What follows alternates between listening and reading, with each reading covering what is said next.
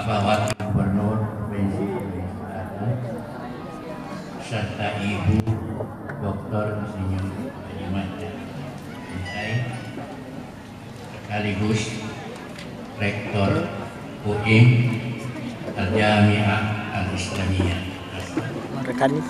sekaligus Ketua Muslimat NU yang baru. Ustaz. Yang kami hormati Bapak Bupati Sopeng serta Ibu Bapak Wakil Bupati Sopeng, kami hormati. Tadi Bupati Desi Karatas Salagaro Kadawa kepada yang terhormat Bapak Gubernur jadi wisik karena baru. Dan itu tidak salah Pak dari segi bahasa. Itu namanya bi'tibari ma yakun.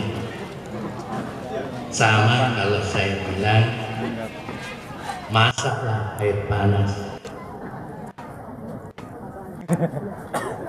Kalau kita dengar salah itu.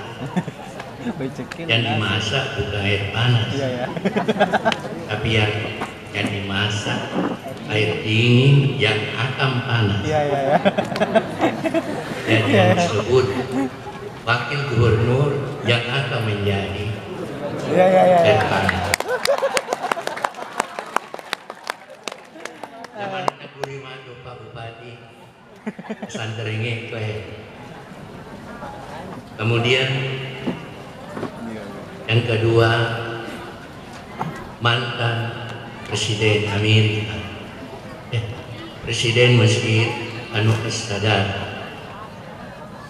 menjelang akhir-akhir hidupnya berpesan kepada rakyat, kalau saya meninggal tolong ditulis di atas pusara saya kalimat Bunayar Kudu Rajulun Asyaf ajli salam wa mata min ajli salam, yang artinya tulis dari atas kubur, disinilah berbaring seorang hamba yang seluruh hidupnya untuk perdamaian dan mati karena perdamaian.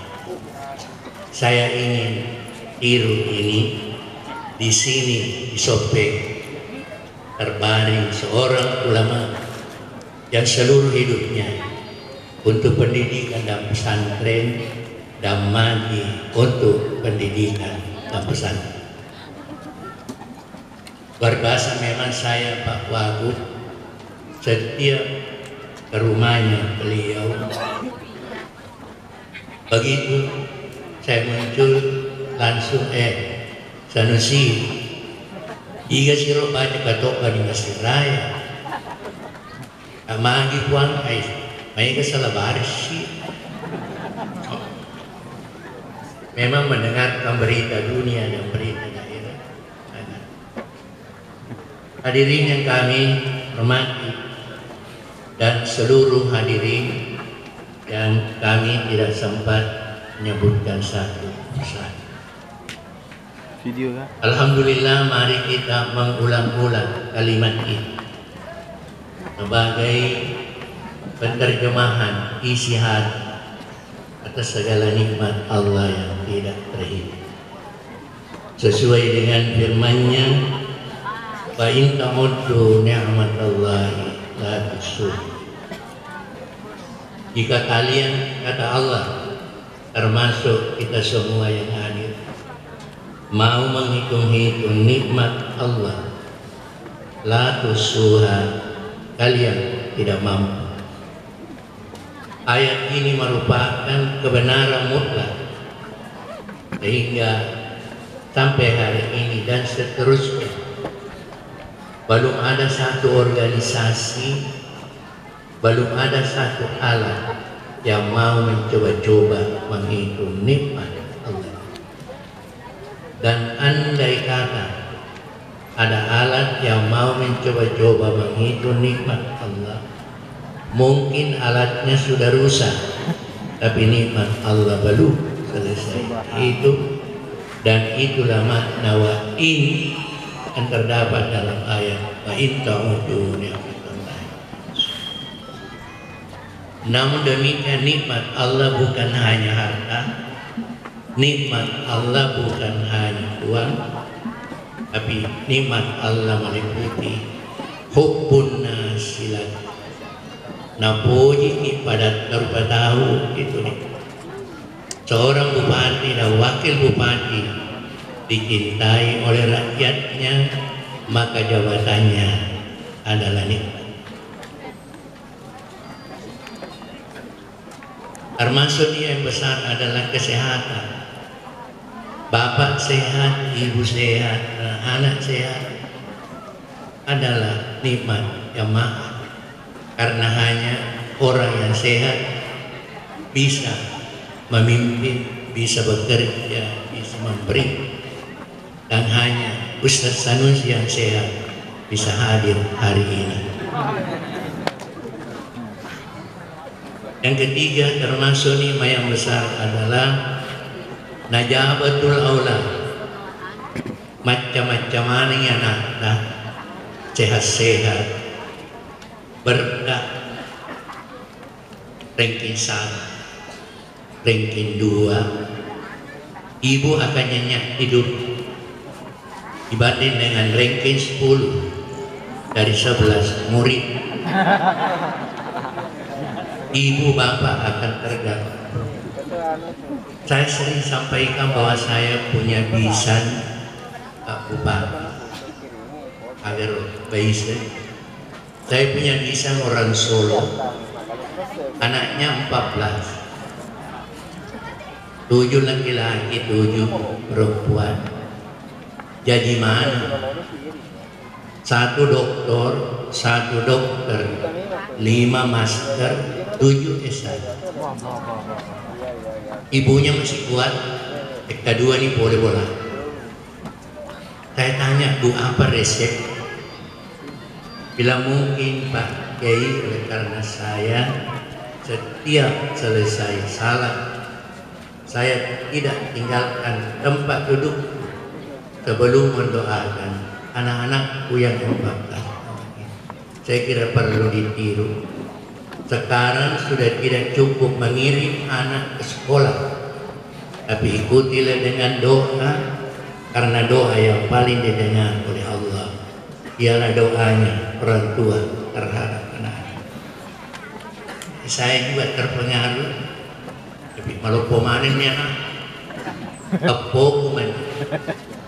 Kalau pagi saya tidak biarkan naik kendaraan, baik yang kelas 0, yang taman kanak-kanak, SD,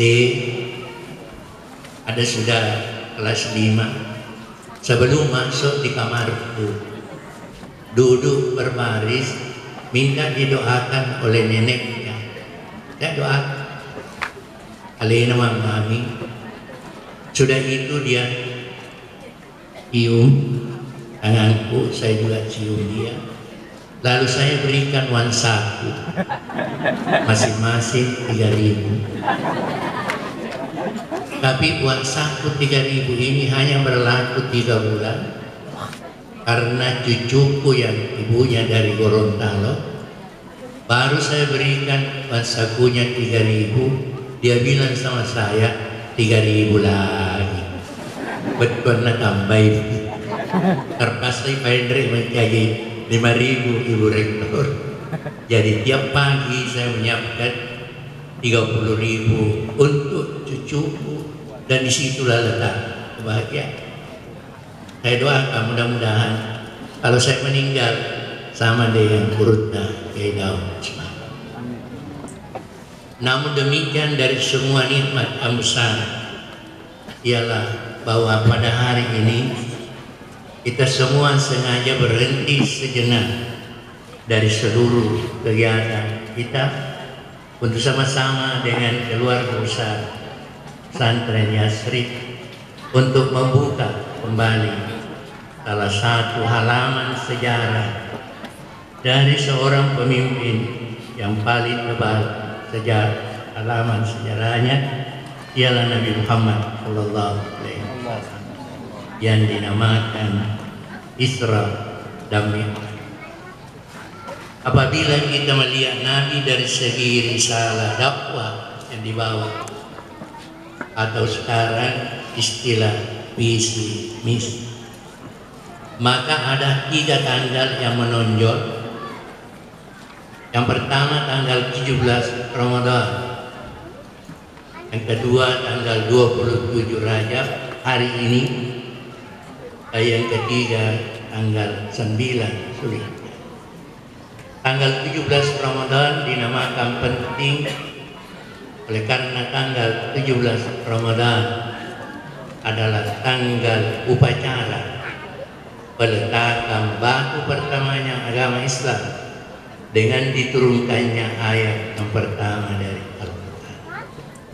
Kalau pesantren ini dulu didirikan, peletakan batu pertamanya terbuat dari semen dan campuran kelikir, maka agama sebagai pembangunan peletakan batu pertamanya ialah turunnya Al-Quran untuk pertama kali. Tanggal yang kedua adalah tanggal 20 Rajab yang hari ini dinamakan penting oleh karena tanggal 27 Rajab adalah tanggal upacara pendirian tiang beton agama dengan diundangnya Nabi Muhammad Sallallahu Alaihi Wasallam oleh Allah untuk menerima biarnya agama, yaitu salat 5 waktu melalui peristiwa Isra dan Mi'raj. Tanggal yang ketiga tanggal 9 Zulhijjah yang terkenal dengan hari Arafah. Tanggal 9 Zulhijjah dinamakan penting oleh karena tanggal 9 Zulhijjah adalah tanggal upacara peletakan batu terakhirnya agama Islam dengan diturunkannya ayat yang terakhir dari Al-Quran, yaitu Al-Yawma akmaltu lakum dinakum wa atmamtu alaikum ni'mati wa raditu lakumul Islam dinan. Tentu yang saya akan singgung sama-sama kita semua hanya tanggal 27 Rajab. Kita ketahui bahwa Nabi Muhammad Sallallahu Alaihi Wasallam diutus oleh Allah untuk membangun umat, dan Nabi telah melakukan pembangunan selama 23 tahun dengan 2 periode. Periode pertama dinamakan Daur Makkah dan periode yang kedua dinamakan Daur Madinah. Pembangunan yang dilakukan oleh Nabi selama di Makkah dilakukan selama 13 tahun dan periode Madinah selama 12 tahun. Apa yang dibangun oleh Nabi selama di Makkah 13 tahun, yang dibangun cuma satu, ialah pembangunan akidah. Nabi selama 13 tahun di Makkah hanya mengajarkan la ilaha illallah. Itu diajarkan oleh Nabi selama 26 semester. Pertanyaannya, kenapa terlalu lama? Padahal memojok la ilaha illallah. Malah Nabi Nuh mengajarkan la ilaha illallah selama 700 tahun. Yang ikut tidak cukup 100 orang, termasuk putra Nabi. Kenapa terlalu lama mengajarkan ini? Karena mengajarkan iman berarti kita meyakinkan seseorang apa yang belum pernah dilihat. Manusia kalau dia tidak lihat biasanya malas. manusia nanti rajin kalau ada yang dilihat.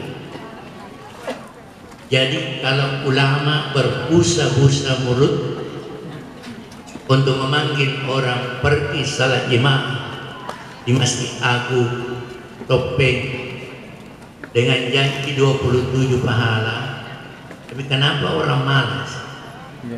Karena 27 pahala tidak dilihat oleh mata, 27 pahala tidak dilihat oleh ilmu, tapi yang melihat adalah iman. Andai kata Allah bilang siapa yang salat jamaah di Masjid Agung Topeng akan dibagi-bagikan televisi berwarna, anggawan ini benar nih Pak Moroya kata boleh asli. Dan disinilah tugas para ulama. Hadirin yang kami hormati, demikianlah Nabi 13 tahun berdakwah, mengajarkan kalimat la ilaha illallah. Tapi apa yang terjadi? Nabi dilempar batu, dilempar sampai darahnya bercucuran membasahi kakinya. Hatta hudibat bidima'ina Allah, kekudi bersanjir. Nabi dilempar batu oleh kaumnya sampai darah mengalir, sampai pada kedua. Nabi dicaci, dimaki, dibilang orang gila. Hamba istrinya yang menjadi pembelanya Khadijah meninggal, pamannya yang menjaga serangan dari luar juga meninggal. Pada saat itu Allah berkata kepada Muhammad, "Hai Muhammad, saya sudah dengar bahwa kau dilempar, saya sudah dengar kau dicaci dan dimaki, saya sudah dengar bahwa tidak ada lagi yang mau mendengarkan ceramahmu. Kalau demikian, jangan lagi tinggal di bawah. Silahkan menghadap kepadaku." Terjadilah Isra dan Mi'raj Nabi Muhammad sallallahu alaihi wasallam. Apa artinya? Ini berarti bahwa Isra mengajar kita bahwa apapun usaha kita, usaha di pemerintahan, usaha perdagangan, pendidikan, dakwah, kalau belum berhasil, banyak tantangannya, banyak problemanya, jangan lari kemana-mana, ke atas. Sebaliknya, apabila usahamu berhasil, daganganmu jadi, AC-mu jadi, pengempamu jadi, jangan kehilangan norma, tapi lari ke bawah, sujud. Jadi selagi dua menghadapi tantangan dari ke atas, dan kalau berhasil dari ke bawah sujud, sehingga ada namanya sujud syukur. Kenapa cuma dua? Karena setan sebagai musuh manusia yang telah meminta kepada Allah untuk menggoda seluruh hambanya, itu datangnya dari 4 jurusan. Dari Allah Ta'ala, la'aqudanna lahum siratal mustaqim, summa la'atiyannahum min bayni aydihim wa min khalfihim wa an aymanihim wa an syama'ilihim. Ya Allah, kata setan, saya ingin menggoda hambamu, termasuk hambamu yang ada di Sopeng. Maka di Allah Ta'ala, di mana kau menggoda hambamu? Dia bilang as-siratal mustaqim, pada jalanmu yang lurus. Ayat ini mengandung makna bahwa tidak ada setan di tempat pelacuran, tidak ada setan di tempat maksiat, karena semuanya sudah jadi setan. Yang banyak setan itu di kantor, di pasar, di masjid. Koni rosetan Bapak, ibu bisa coba kalau ke masjid salah. Allahu Akbar. Pengalat kamu peninggalan. Ada iya karena aku dua ya karena sain. Atinam. Apodo di gamane sandal. Kadi Allah Ta'ala kau bohong. Saya tahu mulutmu menyembah, tapi hatimu sandal.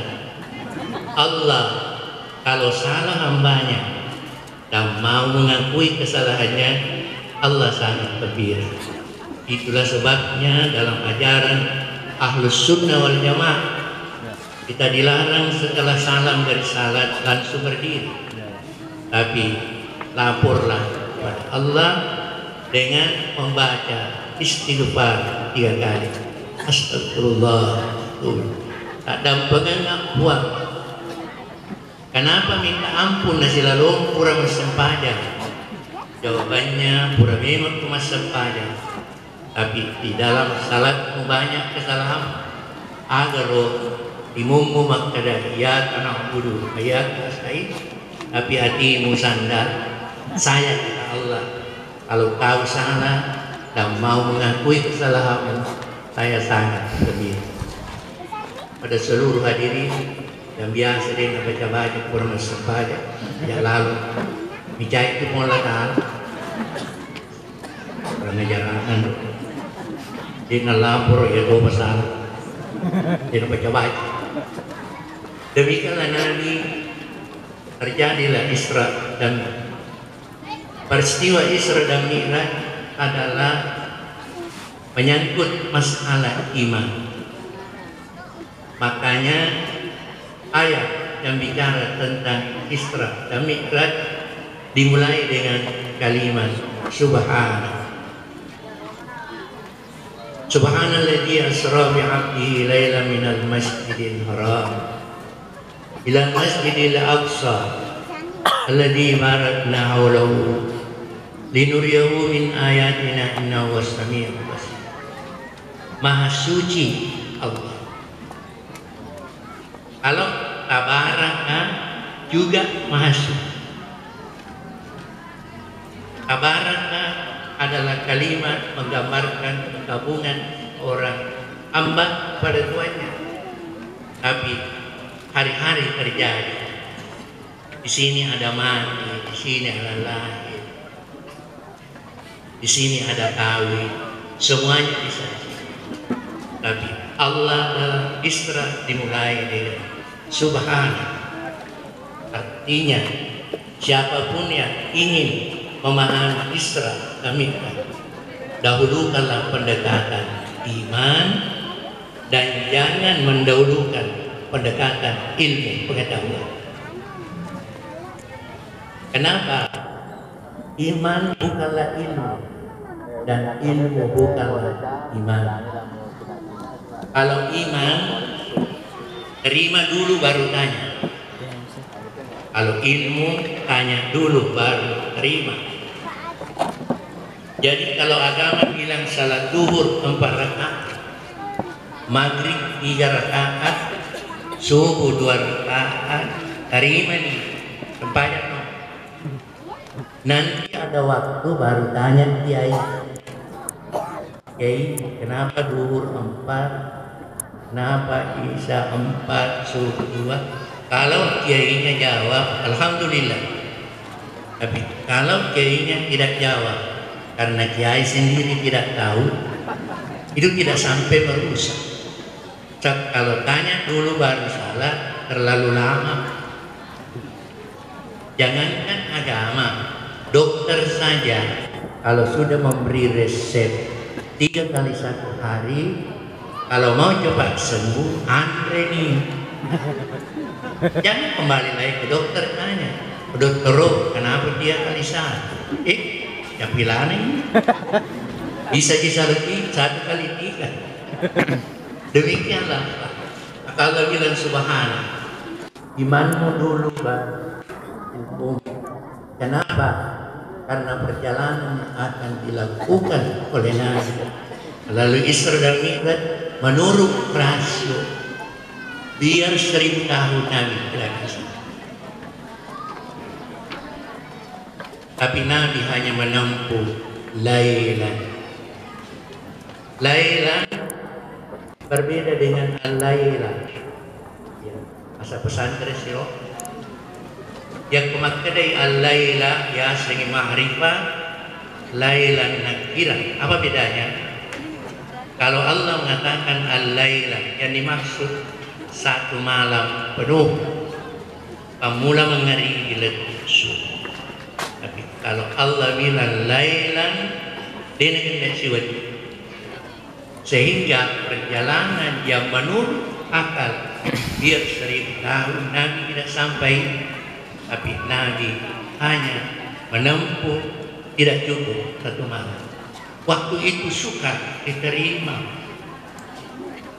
Abu Jahil pagi-pagi bilang Muhammad, saya dengar kau Isra Mi'raj tadi malam. Masa iya?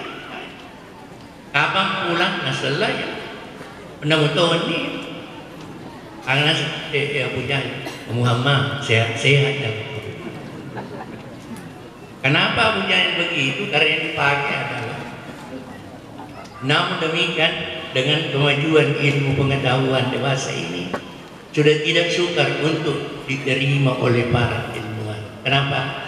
Ilmu telah menunjukkan kepada kita bahwa makin maju ilmu, jarak yang jauh menjadi dekat. Tadi malam saya bicara dengan salah seorang pimpinan. Sekarang kalau ada orang datang dari Makassar, saya di Sopeng, Noteneka, dari mana dipakai saya dari Makassar, berapa jam baru tiba? 3 jam. Naik apa ki? Innova. No. Datang lagi yang kedua, pakai saya dari Makassar, jam 2,5 jam. Hari pakai sedan Camry. Data yang ketiga Pak Ustaz, saya dari Makassar, berapa jam baru tiba? 1/4 jam. Naik apa kok? Kapal laut. Semua masuk. Yang tidak masuk akal kalau ada dari Makassar sama saya, Ustaz, saya dari Makassar, berapa jam? 1/2 jam. Aku mau pakai mas sepeda kok. Nabi tidak pakai pesawat, tapi dia diperjalankan oleh Allah, dan sekarang sudah terbukti. Kalau jemaah haji sekarang ini dibanding dengan 20 tahun yang lalu, jamaah Sopeng akan berangkat dengan kapal laut. Lamanya 15 hari baru tiba. Sekarang dengan kemajuan ilmu pengetahuan, pagi meninggalkan bandara internasional Sanusi, sore sudah tiba di Makkatul Mukarramah. Kalau demikian, ilmu telah merubah 15 hari menjadi 1. Saya Pak Bupati waktu dikirim oleh Menteri pergi sekolah juga di Al-Azhar. Menteri Agama bilang Sanusi, naik kapal laut apa? Kalau nggak kulit apa gitu? Ya, bawa ke Gus Dur. Kami waktu itu bersama 25 orang atas nama organisasi mahasiswa. Saya dari pergerakan mahasiswa Islam. Tentu kita tanya berapa lama ya? Kapal laut, kapal barang, kapal Jepang, penumpangnya cuma 27, 25. Tahu berapa lama saya baru tiba? Lewat Laut Merah, masuk terusan Suez, singgah di Port Taufik, lamanya baru tiba 1 bulan 2 hari. Bosan? Nala dating ka gusto? Isa gusto. Yang rohi pun, yang kutetemak ko ni na isa ka durina, kapala masara. Yan itu gusto. Masara si Rostad, nangyarani kampunan. Kalau peminggali nga jaring ka, 30 hari Pak Bupati di kapal laut 30 juga judul ceritanya. Talagang ikuti malam. Mereka ajak ko bang Sedina. Kalian judulnya adalah orang buta dengan orang bungku. Baru na buta. Kami ko kinasiro la buta. Elo imandre kalau pemuda. Dia ajak la bungku pergi manja. Itu ini pun kalau gue makan ini la buta. Ikan na mente. Kasi ito na buku pa ikut dosin ni. Tugas pun reke yang komando. Ya patut ya dosin bilang.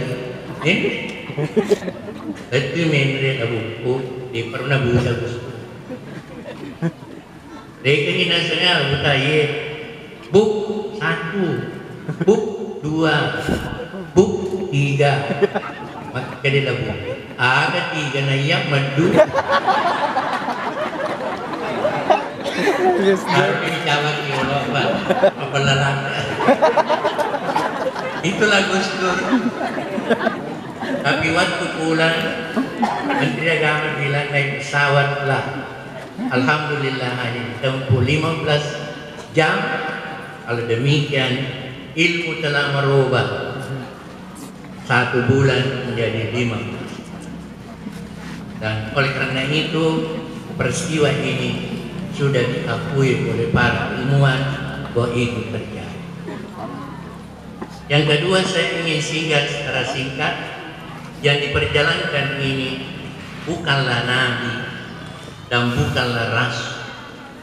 Allah tidak pakai redaksi nabi dan redaksi rasul, tapi dia pakai redaksi abdihi, hambanya.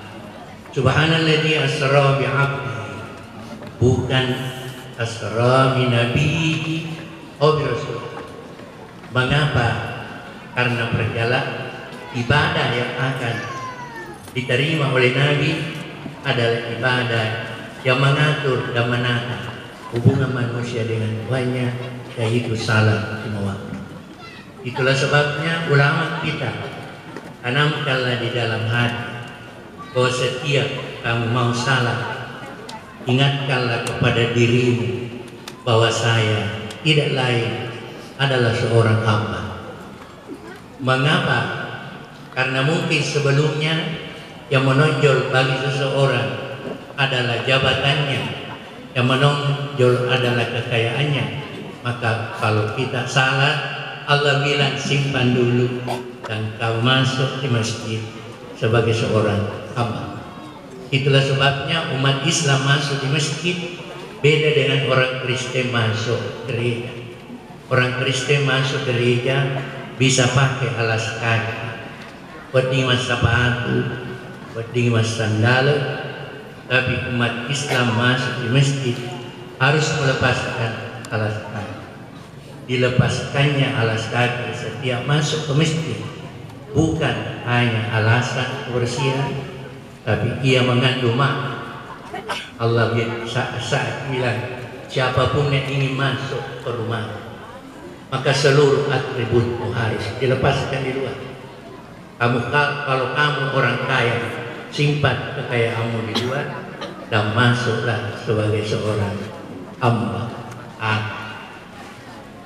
Hadirin yang kami hormati, itulah sebabnya dalam Islam siapapun di luar, dia di luar, miskin, rumahnya gubuk, selalu bocor, tapi ia selalu dulu masuk di masjid. Maka Allah bilang, silahkan duduk di baris paling depan. Sebaliknya, sekalipun Anda orang kaya, maiga utungmu, maiga galungmu, maiga duitmu, tapi selalu terlambat masuk di masjid, maka Allah bilang, silahkan duduk di baris paling di belakang. Untuk apa? Agar nanti kita keluar dari masjid, tertanamlah di dalam hati orang kaya yang selalu terlambat. Betul saya kaya dan betul dia miskin, tapi mungkin ia lebih dekat kepada Allah dari saya. Hilanglah rasa angkuh dan sombong. karena kekayaannya. Maka Allah pakai istirahat bi abdihi, hambanya, agar kita semua yang hadir selalu ingat apapun kelebihan kita, bahwa saya adalah seorang hamba. Hadirin yang kami hormati, berikutnya dan mungkin ini yang akhir, tujuan dari Isra dan Mi'raj terkandung di dalam kalimat linuriyahu min ayatina innahu huwas samiul basir. Yang dimaksud linuriyahu ialah Allah akan memperlihatkan kepada Nabi Muhammad apa yang belum pernah dilihat. Jadi ia pada dia linuriyahu yang kota paitana anu dena tauhid. Demikianlah Nabi dalam perjalanan semua yang dilihat dia belum pernah lihat. Makanya setiap melihat tanya Jibril, Madinah tanya karena Iruna yang tadi mengenai ulul repa alif repa akhirnya kita kowe dua lagi boleh sopek pak tanya Jibril mana Jibril lagi apa namanya makanya ini harus contoh nama aku tuh yang sempat ala demikian bagi kacamata Isra dan Mi'raj orang yang malas salah, apalagi kalau salah kalau jalan sebenarnya tidak ada kepalanya. Jadi waktu ini masuk minat kalau dia uluna dia uluna lah dia tahu malasan ya boleh Mi'raj. Pertanyaannya kenapa kepalanya yang dipukul bukan kakinya? Jawabannya karena seluruh tindakan kita baik dan jelek itu bersumber dari perintah. Jadi bukan kakinya. Apa artinya? Ini berarti bahwa agama mampu memperlihatkan kita kepada sesuatu yang orang lain tidak lihat. Itulah sebabnya para wali dulu di Sope, di Maros ada wali, di Indra ada wali. Dia rubut wali kadang-kadang sementara jalan menangis. Makin ada ribut, sekali gua masih yang agaknya tak masih yang gua ketut, pagarnya menyala api neraka. Sewengi mandua api neraka pagarnya. Maka ditahu di kanan yang ada betul biayanya 1 miliar. Nah sehingga ditanya, tapi saya lihat yang harinya api neraka karena saya melihat dari kacamata linurium agaro maka dari Nabi ta manikka ka asyibran ardan awaqallahu yaumal qiyamah bisabi aradina minna. Siapa yang mengambil tanahnya 1 jengkal orang tidak halal, 1 jengkal sampai 7 lapis ke bawah dijalikan api neraka kemudian dikalungkan ke leher. 1 jengkal pasal itu jadi jago kami madu isu kenali tanah. Oh gitu miring lah. Saya pernah ceramah di Takalar, usinggungnya ada miring. Kapan kamu masuk? Oh, dapat dunar kena. Nalar kena. Ini saya kira persoalan tanah di sebuah kabupaten di seluruh provinsi juga adalah masalah yang cukup banyak. Ada jokat terisi urutan. Kama ini pas saya sope terisi kali urutan mana kali urutan lagi pas saya dia pagi kali dia kalau kanan saya main langsa kado paro anu nasa ngiyong itay Tapi saya lihat setiap masuk di pasar menyala api karena saya melihat dengan linuriyahu min ayatina, yaitu firman Allah, wailul lil mutaffifin alladziina idza qalu 'alan nas. Neraka menyala-nyala setiap penjual mengurangi liternya dan timbangannya. Dan buat dingin matu atama di pasae teritoki. Kayak mana teriwe? Maksudnya dari api. Malas. Ini apa artinya? Bahwa pembangunan bangsa hanya bisa hasil apa yang diharapkan oleh bupati dakwah tanpa agama, maka dia diurutkan. Hidup ini adalah suatu perjalanan yang cukup panjang, dan siapapun yang ingin selamat dari perjalanannya harus menyalakan dua lampu. Lampu pertama dinamakan al-basar, lampu dua baterainya tiga ibalik. Lampu yang kedua dinamakan ainul basira, ini yang tidak pernah buta. Jadi maka yang bergurutna kuelok kesalahan dalam perjalananmu dari Makassar ke Sopeng, apalagi Boni pada Beni penyala dua lampu kecil di bawah dan lampu besar atas, insya Allah kamu akan selamat. Tapi andai kata ada yang mati dari satu lampu, dari dua lampu, kalau yang mati hanya lampu kecilnya, itu berbahaya. Karena itulah sebabnya banyak orang buta yang hafal Quran, banyak profesor doktor yang hafal Quran. Saya sendiri sekolah di Mesir, nah taslim tahu itu. Saya diajar kalau saya salah tiga orang buta semuanya hafal Quran dan semuanya profesor doktor. Bahkan waktu Pak Kures promosi doktor, saya dengar kasetnya. Dia bilang Pak Kures dari 6 guru besar yang menguji saya, 1 diantaranya buta rapat, 5 penguji saya semuanya saya bisa jawab dengan baik. Tapi setelah tiba giliran orang buta, mereka maju. Agak saya kalimat kada anta tatakunu doktora, ananda akan menjadi doktor wa awwalu doktor tafsir. Setelah ananda menyusun disertasi yang tebalnya kurang lebih 1000 halaman, tapi setelah saya baca-baca roh kebuta roh kasih lagi Pak Kure mana kebuta betul dia kalau katina mero ini siapa tahu.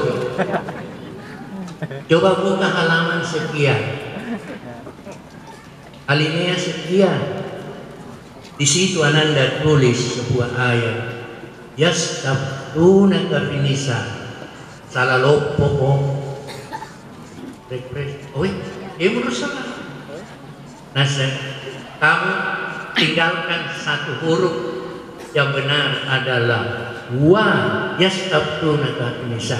Satu huruf bagi seorang kesalahan dokter adalah kesalahan. Kenapa bisa?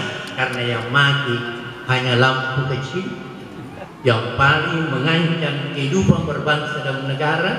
Kalau yang mati hanya lampu besar, dia juga agak telolang kebuta, dia agak malis andalat dari mesinnya kebuta, alualan kebuta. Tapi yang banyak semuanya menyala, tapi yang mati adalah lampu besar. Jadi hampir yang melanggar yang dewasa ini yang mengancam negara kita, korupsi, zina, narkoba, itu tidak lain adalah karena krisis iman. Maka Isra dimaksudkan untuk meningkatkan iman, karena hanya dengan iman manusia akan hidup tentram, Hanya orang yang beriman tidak akan mencuri, hanya orang yang beriman tidak akan. Terus demikianlah barangkali yang saya sampaikan. Terima kasih. Ucapan selamat kepada pimpinan pesantren Ananda Taslim. Hari ini alena mingkat itu dari jasad kami nikir wadinan gua di rumah bersalin kebenina kan muni-muni kedo-kedo anu na dete timuna si baka aku mau baca nasi cukur na kanana. Selamat Pak Taslim, mudah-mudahan akan melahirkan anak yang saleh yang akan melaksanakan dan melanjutkan seluruh kegiatan orang tua selama hidup. Sekian, Allahumma muwaffiq ila aqwamit thariq. Assalamualaikum warahmatullahi wabarakatuh.